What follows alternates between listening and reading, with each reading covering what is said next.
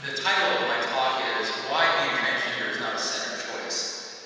A lot of times people think we committed sin, or we're in the act of doing sin when we're transgender, or that we chose to do this. Well, the first question is, why would you choose it in the first place for the rest of your life? And why would you claim it at 6 or 4 years old? That would be suicide, because most people, the talk of some politicians out there that want trans people executed or put in jail. That's where they're going with that. But why would you want to subject yourself to all that? So I'd say transgender people are a tiny minority of the American population, yet command the majority of media space. How many of you have not heard of transgender people in the legacy media lately? We are always there. We've got supposedly there was a claim made against President Biden that he committed blasphemy for proclaiming the Transgender Day of Visibility on Easter, the 31st of March, which to me is absurd because it's always the 31st of March. So what it is, yeah, we command the majority of media space. Depending on which media you're listening to will depend on how transgender people are presented. There are some media out there that do present us in a fairly good light, but there's a lot that don't. And example, conservatives call transgender people, they call it transgenderism. It's like, we're not transgenderism. Transgenderism is more like a condition. We're not a condition. We don't just, it's not like catching a cold, okay? Someone doesn't just touch us and we end up having transgenderism. But somehow, they've got it in their mind that somehow we have this condition. Conservatives believe that parents and adult transgender people are to blame for the spread of transgenderism and the condition of transgender. Polls by various organizations are taken to take the temperature of American attitudes about transgender people. Predictably, trans people are seen by a big majority of conservatives as not deserving a place in society. On March 31st, every year, Transgender Day of Visibility is observed, and I've always been a transgender person. From the day I was born to the day I died, I was transgender. You can take all my medical care away, you can take my name away, you can do everything. You can take my life, but I will still be transgender. This is about visibility. This is the journey of my life as a transgender woman. I want to thank Susie, my wife, for never giving up on me and encouraged me to accept that I didn't choose to be a transgender woman, it chose me. Transitioning didn't make me transgender,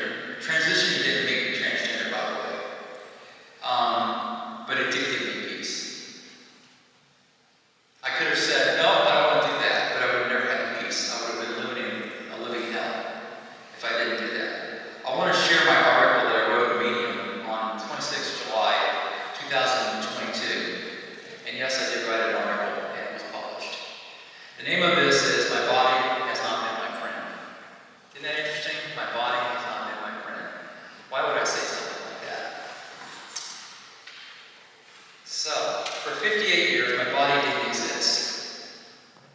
I was disassociated from my male body with the world interacted with. Of course they were interacting with the male body out there. I was actually trying to figure out why the body that my dad loved so much, I didn't. I felt something was wrong with me. To solve the dilemma, I tried to embrace my dad's world. I went into the U.S. Navy. I did all the strictly exclusive men's groups and activities.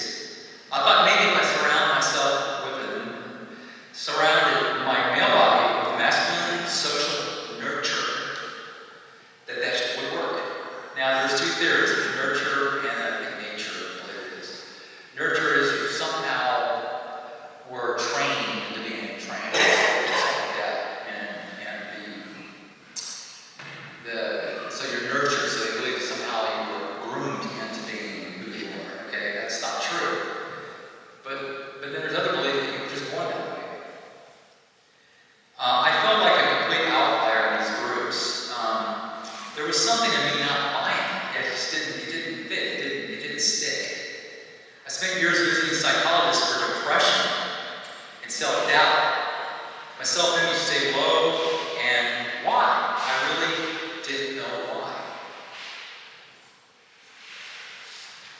I spent so many years completely, and I mean completely, utterly clueless. Interestingly, things didn't make sense until they did. In my mid-50s, I started to notice how much I hated my body consciously.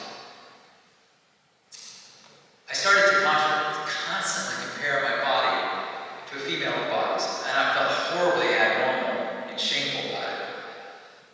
Like, it was just very shameful to me. This had to be a sexual issue, right? Deep down, I wanted to be them.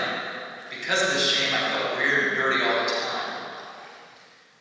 I had spent 3 decades as a fundamentalist Christian, so I know what it's like. I've spent time, I was involved with the First Baptist, non-denominational churches, all kinds of different kinds of churches. I even spent 2 weeks in Mexico with the First Baptist missionaries down there, medical missionaries. And deep down I was worried stuff was getting out of control. My Christian understanding was that I was a powder keg of sins ready to explode. The fear was growing, and I was really abnormal. The urge to try to alter my body becomes increasingly strong. Unless you've ever been in a situation, and I know people make fun of that, so, well, you know, you can't be a jet airplane. You can't be this or that. You can't choose whatever you want to be. That's usually the argument against what we go through. I started shaving my hair and my body and putting breast cream on my breast. I was feeling very guilty and excited my body felt alive. The national trade-off of disassociation with gender dysphoria. Let me explain. I'm what's called a late bloomer. It's a tiny group of people, but we're like older folks, probably from our generation, like the 60s and up, or 50s and up, where a lot of us, there's a small number of us that are called late bloomers, and we come out, and we realize, you know, maybe we feel safer, it's a better environment in some cases. But my situation, I dealt with that tension that I had by disassociating with my body. I just completely checked out. I was in first grade, I was always checking out all the time. I didn't want to be in reality, basically. My mother was like that too, so I probably picked it up from her. So what happened is there was a transition from this disassociation to dysphoria. Dysphoria is a whole different thing.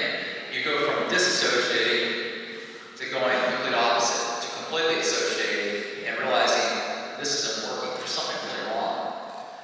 I now had a full-blown war between my brain and my male body. My brain, as I come to find out, is female, and it wants a female body. This has been referred to as the squirrel's cage, where your brain is out of sync with your physical body. Never in my life have I been so crazy as when this started, and I do mean crazy. The crescendo of my gender dysphoria was really hitting in full stride, thrust me to unspeakable revealing my revelation of the body that everybody had been relating to was not me. So it was sort of kind of like a little bit of shame. Oh my God, these people that are relating to a person that I'm not even, it's not even me. It's just like really freaky.